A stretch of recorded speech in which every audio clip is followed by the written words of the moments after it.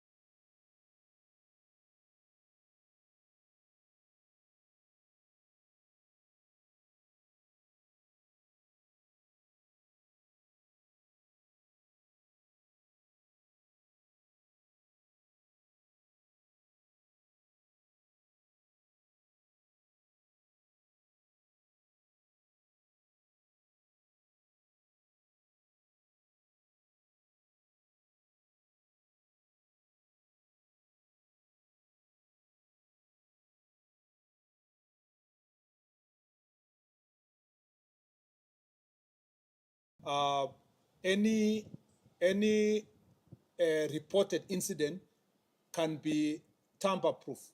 It can also be tracked to ensure that whether or not someone wanted to interfere or change the position of a particular reporting that was made. So we'll not have a situation where like we saw in the other incidents, that somebody had reported there is allegations that the report was changed and so forth. So digitized occurrence book really help us a great deal. And I have now given timeline. Maybe in the past there was no promise of timeline. I've given in the next 1 year, we would like to see a digitized occurrence book. And then lastly, Camila has asked a very important question. When will police brutality end? We would like to see that police brutality ends now. It is the duty of any right thinking member of society, including our cabinet secretary and government, to see that police brutality ends immediately. Because it is not right that police stations, for example, or police officers who are expected to protect the citizens are brutalizing citizens. But as you know, reality on the ground is that this is an area that governments and countries all over the world have struggled with over time. Even the most advanced democracies, like the case of the US with the George Floyd a few years ago. But very conscious societies will ensure that when an incident happens like the one for Mr. Albert Ojwang, you don't, as unfortunate as it is, you don't allow that incident to be part of the statistics. It's also an opportunity for us to rise up and say, what else can we do? Like in the instance that we have proposed here, what else can we do to make the police station safe in respect and honor of those who have suffered, like the case of Albert Ojwang? That way, we can put meaningful, we can have meaningful results based on the otherwise negative and terrible incident.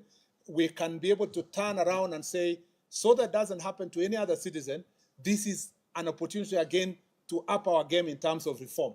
But if you ask me, this is an area that is long overdue. But as I read in my statement, we've made significant improvement from 2010 when we promulgated our new constitution, and we can do even far much more. But I also need to ask our citizens that we need to support each other. We need to support the police officers. If you are, like the case that happened the other day, somebody's outrightly assaulting a police officer, you know, insulting a police officer, provoking. You are holding a machete. You know, you saw the case of Nakuru, someone having a panga and showing directly to the police officer. And we are all as Kenyans not enraged as if a police officer has shown or pointed a gun to a civilian. It should apply both ways. And I request you in the media, please stop profiling criminals and calling them protesters. I saw in one of the media houses the other day, somebody's announcing, saying, oh yeah, some of the protesters have burned vehicles, some of the protesters have looted. how do you still give them a constitutional status of Article 37? Protesters are expected to be civilized people who are making a statement, not the ones who are burning vehicles, looting shops, attacking civilians, throwing stones at the police officer, burning police vehicles. We have very few police vehicles, but many of them have been burned in this instance. Burning a police station, invading parliament. I am yet to see a media house that calls out all those who invaded parliament. In any civilized society in the world, anybody who invaded parliament would have been called a terrorist, straight, in many countries. But here in Kenya, we are still saying peaceful protesters invaded parliament. How can invasion and peaceful survive on one sentence? It must prick our conscience that, see, you've seen protests in other parts of the world, people marching peacefully along streets and making their statements. And that's why part of the law that we are proposing is to create an opportunity for public order to give people the space to do protests in an environment that is peaceful and that is respect constitutional responsibility of every one of us. Asanteni sana, and God bless you. Thank you very much. Asante sana. Thank you.